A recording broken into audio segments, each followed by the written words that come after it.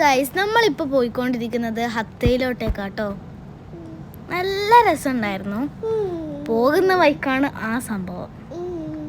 എന്താന്നല്ലേ പറഞ്ഞുതരാം. നല്ല മഴയും പൊടിക്കാറ്റും. നിങ്ങൾ കണ്ട അപ്പുറത്തെ വണ്ടീൻ്റെ കോലായതുണ്ടാ.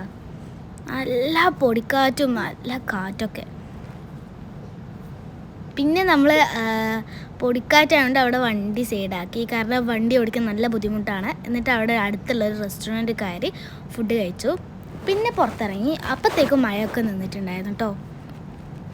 അപ്പോൾ അവിടത്തേക്ക് ചെറിയൊരു മഴ പെയ്തപ്പോഴത്തേക്കും അവിടെ വെള്ളം കയറി.